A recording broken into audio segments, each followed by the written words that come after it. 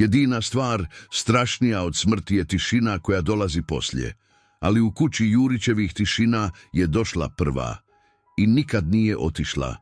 Tog dana, kad sam provalio vrata, našao sam ih 4 za stolom, otvorenih očiju, kao da samo čekaju da netko dođe. Nije bilo krvi, nije bilo borbe, samo miris koji vam se uvuče u kosti i ostane tamo zauvijek. Zovem se Stjepan Kovačić. U vrijeme kad se ovo dogodilo, u rano proljeće 98. Imao sam 55 godina i cijeli svoj život proveo sam kao šumski radnik tu, u srcu Lajk. Čovjek sam od malo riječi i još manje vjere u priče za malu djecu. Znao sam što je težak rad, surova zima i kako preživjeti. Mislio sam da me ništa ne može uplašiti. Ali ono što je počelo u toj kući, to nije bilo za žive. Moja svakodnevica bila je jednostavna. Ustajanje prije zore, rad u šumi i povratak istim makadamskim putem kući u sumrak. Taj put vodio je pored nekoliko kuća, a zadnja na tom nizu bila je kuća obitelji Jurić. Uvijek sam znao kad su kod kuće. Vidio bih dim iz dimnjaka, čuo dječju graju ili majku kako ih doziva. Bio je to ritam života na koji se naviknete, zvuk normalnog svijeta. A onda je u ponedjeljak taj zvuk prestao. Prvo što sam primijetio bio je nedostatak dima. Zatim tišina. Ne ona mirna, seoska tišina, već teška, gusta tišina koja pritišće. Ni lavež psa, ni glas djeteta. Nakon što se ni sutradan ništa nije promijenilo, nemir me natjerao da priđem. Vrata su bila otključana. Unutra, za stolom, sjedila je cijela obitelj. Otac Ante, njegova žena i 2 djece. Mrtvi, ukočeni, s očima uprtim u ništa, a sve slike svetaca na zidu bile su okrenute. Ovo je priča koju nosim u sebi gotovo 30 godina, teret koji me prati svake noći. Prije nego što nastavim, ako vjerujete da postoje stvari koje se ne mogu objasniti, ostavite like, pretplatite se na kanal i napišite mi u komentarima iz kojeg grada gledate. Pomaže mi znati da nisam sam s ovim sjećanjima. Policijska istraga nije pronašla ništa. Apsolutno ništa. Liječnici su govorili o rijetkom obliku trovanja plinom, ali nitko u to nije vjerovao. U kući nije bilo plinske boce, a pećna drva bila je hladna. Slučaj je zatvoren kao nerazjašnjen, a ja sam ostao s prizorom koji mi se urezao u pamćenje. 4 ljudi za stolom i slike svetaca okrenute prema zidu. Kao da su se sveci sramili onoga što se dogodilo. Da biste razumjeli zašto me ovo toliko pogodilo, morate znati kakav sam čovjek bio. Cijeli svoj život, svih 55 godina do tog trenutka, proveo sam u Lici. Poznajem svako drvo, svaki kamen. Moj posao kao šumskog radnika nije za one nježnog srca. Zahtijeva snagu, ali više od svega zahtijeva praktičnost. U šumi nema mjesta za maštanja ili strahove. Ili radiš ili ideš kući. Ja sam uvijek radio. Lička priroda je surova, ali poštena. Zime su duge i teške, noći su mračne i tihe. Ali ta tišina nikad nije bila prazna. Uvijek se čuo vjetar, sova, pucketanje leda. Bio sam naviknut na samoću. Štoviše, uživao sam u njoj. Samoća je značila mir. Barem je tako bilo do tada. Priče o vilama, duhovima i nekim čudnim bićima koja se skrivaju u šumi. To su za mene uvijek bile samo babske priče. Slušao bih ih kao dječak, ali nikad im nisam pridavao važnost. Moj svijet bio je opipljiv. Vjerovao sam u ono što sam mogao vidjeti svojim očima i dotaknuti svojim rukama. Sjekiru, drvo, kamen. Svaki dan moj put na posao iz posla bio je isti. Makadamska cesta koja je vodila dublje u šumu, pored nekoliko raštrkanih kuća. Znao sam tko gdje živi, čiji pas laje, tko rano ustaje. Bio je to mali uređeni svemir u kojem je sve imalo svoje mjesto i svoj ritam. A kuća Jurićevih bila je posljednja stanica na tom putu prije nego što bi se cesta izgubila u gustoj šumi. Bili su dobri ljudi, Jurići. Ante je bio vrijedan čovjek, a njegova žena Marija tiha i pobožna žena. Imali su dvoje male djece, dječaka i djevojčicu. Nisam se puno družio s njima, nismo bili taj tip susjeda, ali uvijek bismo se pozdravili. Ponekad bih vidio djecu kako se igraju u dvorištu. Bili su dio te normalne, svakodnevne slike. Ono po čemu su se isticali bila je njihova vjera. Bili su, kako bi se reklo, veći katolici od pape. Znalo se da se kod njih moli prije svakog jela, da se redovito ide u crkvu, a kuća im je bila puna slika svetaca i križeva. Njihov oltar u kutu sobe bio je uvijek uredan. Zato je prizor okrenutih slika bio još strašniji. To je bilo kao pljuvanje u lice svemu u što su vjerovali. Osim šumskog posla, povremeno bih radio i kao majstor. Popravljao bih ograde, krovove, što god je trebalo. Ljudi su me znali kao pouzdanog čovjeka koji ne priča puno, ali obavi posao. Moje ruke bile su naviknute na stvaranje i popravljanje, a ne na svjedočenje nečemu što se ne može ni objasniti, a kamoli popraviti. Kada sam tog utorka prišao njihovoj kući, nisam osjećao strah. Osjećao sam da nešto nije u redu, kao kad iskusni mehaničar čuje da motor ne radi kako treba. Moj instinkt mi je govorio da je ritam života prekinut. Tišina nije bila prirodna.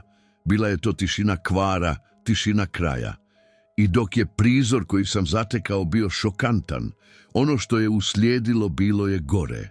Jer smrt je konačna, ali ono što je ostalo u toj kući, ono nije mirovalo. Tek nakon što su tijela odvezena i vrata zapečaćena, prava jeza je počela izlaziti iz temelja te kuće polako, ali sigurno trujući sve oko sebe. Nakon što su tijela odvezena, kuća Jurićevih je zapečaćena. Policija je stavila traku preko vrata. I to je trebalo biti to. Kraj priče. Selo je pokušalo nastaviti dalje, ali nije moglo. Službeno objašnjenje, trovanje nepoznatim plinom, bilo je poput loše šale koju nitko nije htio ni ponoviti. Ta kuća, sada tiha i prazna, postala je spomenik neizrecivog. Ja sam se vratio svom poslu u šumi, pokušavajući radom izbiti sliku iz glave. Njihove oči otvorene i te slike svetaca okrenute. Ali svaki put kad bih prošao tim putem, osjećao sam kako me kuća promatra. Nije bilo prozora koji bi me gledao, nije bilo nikoga unutra, ali osjećaj je bio stvaran, težak kao kamen. Ono što me najviše proganjalo bio je miris. Nije to bio miris smrti na koji sam navikao u šumi. Životinje ugibaju, to je prirodno. Ovo je bilo drugačije. Slatkasto, kemijski miris koji je grebao grlo i ostavljao metalni okus u ustima. I nije nestajao. Danima nakon što je kuća ispražnjena, taj se miris i dalje osjećao u zraku oko posjeda. Otprilike tjedan dana nakon sprovoda, netko je, vjerojatno iz dobre namjere, napravio 4 jednostavna drvena križa. Zabio ih je u zemlju ispred kuće. Jedan veći za Antu, malo manji za Mariju i 2 mala za djecu. Bio je to čin poštovanja, pokušaj da se dušama da mir. Ali mir nije došao, upravo suprotno. Tek nakon što su ti križevi postavljeni, prava jeza je počela. Kao da je taj čin, to obilježavanje mjesta, umjesto da zatvori priču, nešto probudilo. Ili ga, još gore, usidrilo za to mjesto. Prvi su to osjetili psi. Lovci iz sela pričali su kako njihovi najbolji psi, koji bi inače pretrčali svaki metar šume, sada ne žele ni prići blizu Jurićevog posjeda. Stali bi na putu 50 metara od kuće, počeli cviljeti i vraćali se natrag. I sam to vidio. Moj pas, krupan lički ovčar koji se nije bojao ni vuka, ukipio bi se svaki put kad bismo se približili. Dlaka na leđima bi mu se nakostriješila i počeo bi tiho režati. Nije režao na kuću, već na tlo ispred nje, točno tamo gdje su stajali križevi. U početku sam tražio logično objašnjenje. Možda je policija koristila neku kemikaliju koju životinje osjete. Možda se tamo zavukla neka druga životinja. Čovjek uvijek prvo pokuša sve objasniti onim što poznaje. Zatim su došli zvukovi. Ili, bolje rečeno, nedostatak zvukova. U vjetrovitim noćima, Kad bi vjetar fijukao kroz šumu, primijetio bih da se iznad Jurićeve kuće stvara džep tišine. Zvuk bi jednostavno utihnuo dok prelazite taj dio puta, a onda bi se opet vratio kad prođete. Nekoliko tjedana kasnije, susjeda iz jedne od udaljenijih kuća, žena po imenu Jela, zaustavila me na putu. Izgledala je iscrpljeno. Pitala me, oklijevajući, čujem li ja noću što čudno. Ispričala mi je kako ju je probudio dječji plač. 2 noći zaredom. Isprva je mislila da je vjetar ili neka ptica, ali zvuk je bio previše jasan, previše tužan. Dolazio je, bila je sigurna, iz smjera napuštene kuće. Odmahnuo sam rukom. Rekao sam joj da joj se vjerojatno pričinilo, da smo svi pod dojmom tragedije i da nam se poigrava. Tada još nisam htio vjerovati. Lakše je bilo misliti da je žena luda, nego da je ono što govori istina. Ali onda, jedne večeri dok sam se vraćao kući u sumrak, opet sam ga osjetio. Na samo trenutak, nošen laganim povjetarcem, onaj isti slatkasti, bolesni miris. Nepogrešiv. Dolazio je ravno iz smjera ona 4 drvena križa. Tada sam prvi put u svojih 55 godina osjetio onaj pravi ledeni strah, onaj koji vam se uvuče u kosti. Psi koji bježe, neprirodna tišina, Jelin plač i sada opet taj miris. Moj svijet, sazdan od logike, drveta i kamena, počeo je pucati po šavovima. I duboko u sebi znao sam da je ovo tek početak. Miris nije bio jedino što je ostalo. Postao je samo upozorenje, prvi znak da se približavate nečemu što ne pripada ovom svijetu. U tjednima koji su slijedili, pojave su postale sve češće i sve teže za zanemariti. Ono što je počelo kao šapat, pretvaralo se u jasan glas. Jela, susjeda koja mi je prva spomenula dječji plač, više nije bila jedina. Još jedan čovjek, stari lovac, koji je poznavao svaki zvuk šume, prišao mi je zbunjenog lica. Ispričao je kako ga je, dok je provjeravao zamke u blizini, probudio isti zvuk. Mislio je da je neka noćna ptica, ali zvuk je bio previše ljudski, previše ispunjen tugom. Ubrzo se pročulo da plač nije jedini zvuk. 2 ljudi iz susjednog sela, koji su se vraćali prečacem pokraj Jurićeve kuće, ispričali su nešto još čudnije. Čuli su ženski glas. Nije vrištao, nije zapomagao. Pjevušio je, opisali su to kao tiho, smireno pjevušenje crkvene pjesme. Melodija je bila isprekidana, kao da dolazi izdaleka, nošena vjetrom.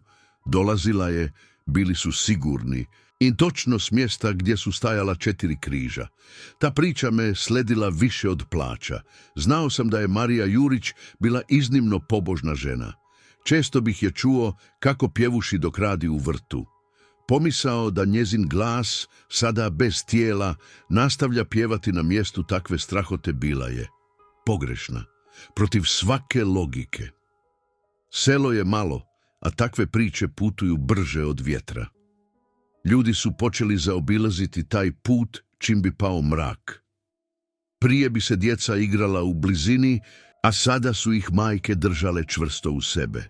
Strah je postao opipljiv, visio je u zraku jednako gusto kao i lička magla. Ja sam se i dalje držao svoje rutine, ali sam osjećao kako mi se otpor lomi.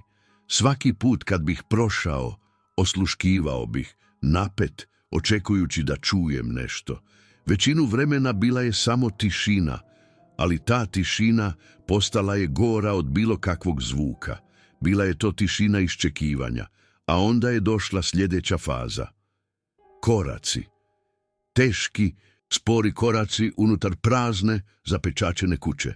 Prvi je o njima progovorio čovjek kojeg su mnogi smatrali seoskim pijancem. Jedne noći, vraćajući se kući, zastao je blizu posjeda da se olakša.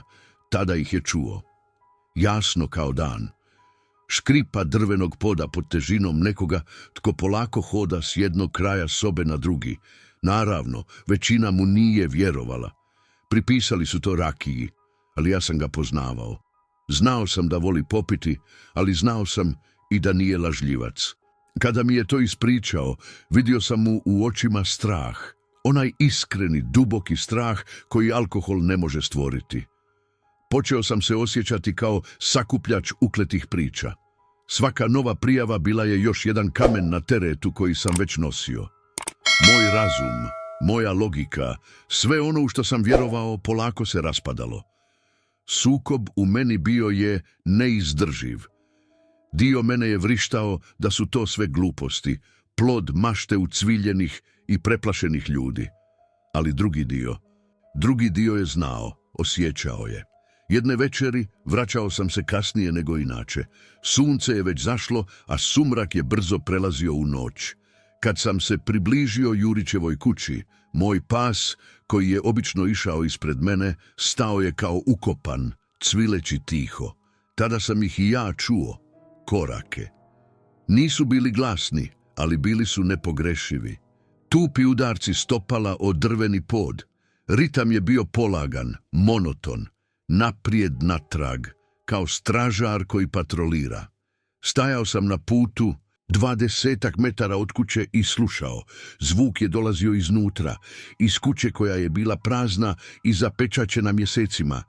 Nije bilo vjetra, nije bilo drugih zvukova, samo ti koraci i prestravljeno cviljenje mog psa. U tom trenutku sav moj skepticizam je ispario. Nije bilo više mjesta sumnji. Jela, lovac, ono dvoje ljudi, seoski pijanac. Svi su govorili istinu. Nešto je bilo u toj kući, živo na način na koji mrtvi ne bi smjeli biti. Priče su sada postale problem cijele zajednice. Na seoskom okupljanju ljudi su otvoreno govorili o strahu. Neki su predlagali da se kuća spali do temelja. Drugi su se bojali da bi to samo pogoršalo stvari. Na kraju je donesena odluka. Pozvat će župnika iz grada. On je bio obrazovan čovjek, netko tko se razumije u te stvari. Uz njega pozvat će i jednu staricu iz susjednog sela, ženu za koju se govorilo da vidi i zna kako umiriti nemirne duše. Bilo je vrijeme da se netko suprotstavi onome što je živjelo u kući Jurićevih. Župnik i starica došli su i otišli. Njihova posjeta, umjesto da donese mir, samo je potvrdila ono čega smo se svi bojali. Župnik je izašao iz kuće blijed kao krpa, mrmljajući molitve, dok je starica samo odmahnula glavom i rekla: ovdje nema mjesta za Boga. Nakon toga nitko se više nije usudio prići. Kuća Jurićevih je prepuštena vremenu i tišini. Godine su prolazile, gotovo 10 godina. Krov se počeo urušavati, korov je progutao dvorište, prozori su zahrđali.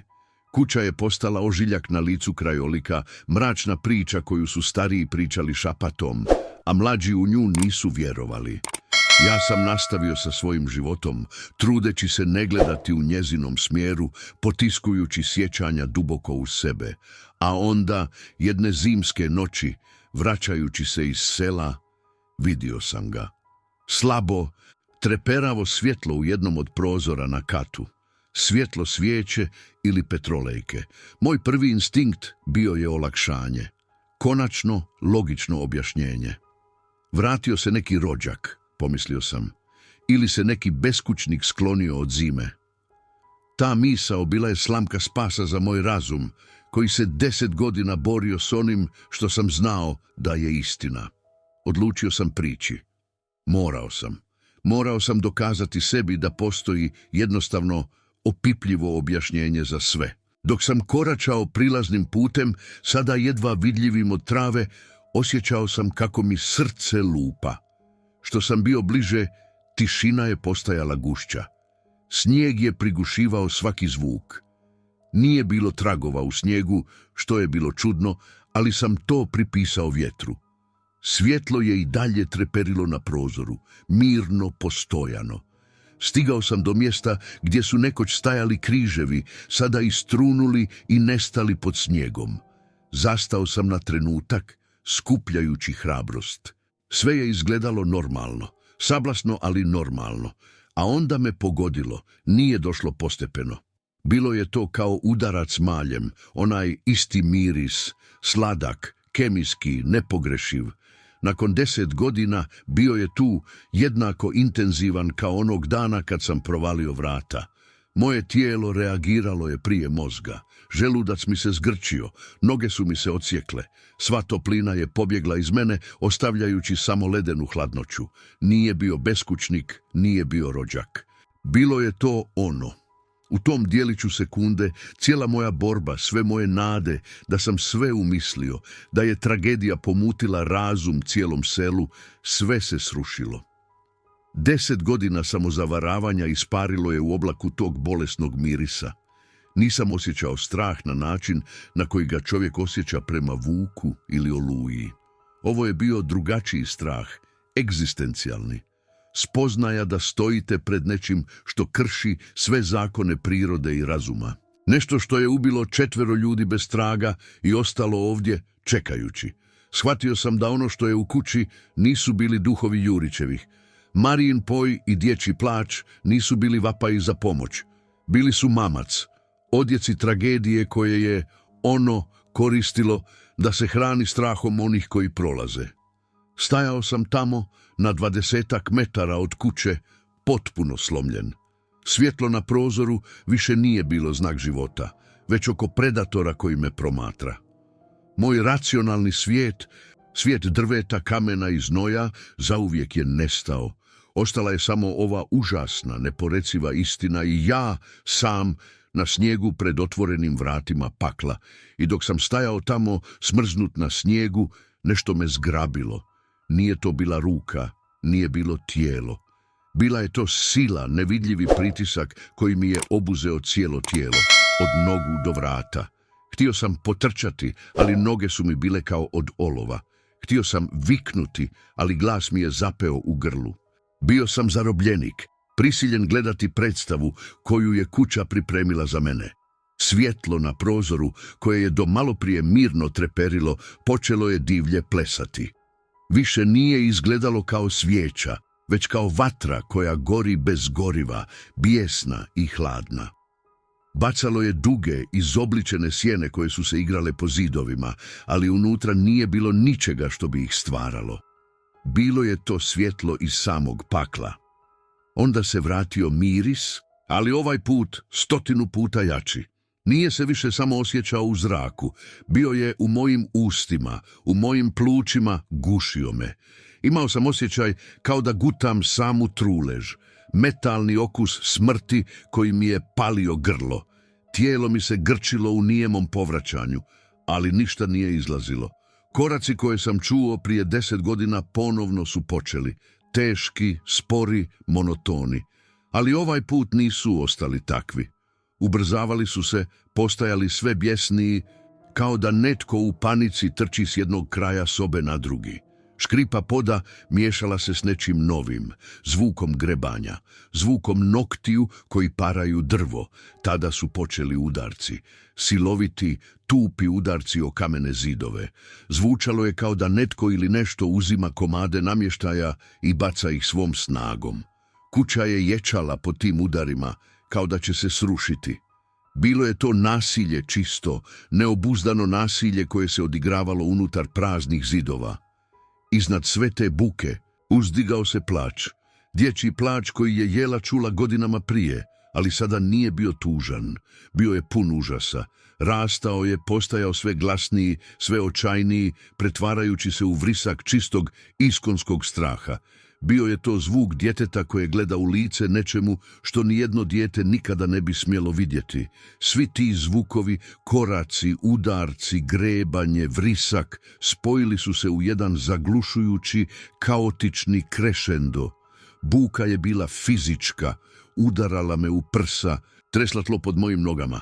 Osjećao sam kako mi razum puca. Stajao sam tamo paraliziran i svjedočio samoj srži ludila.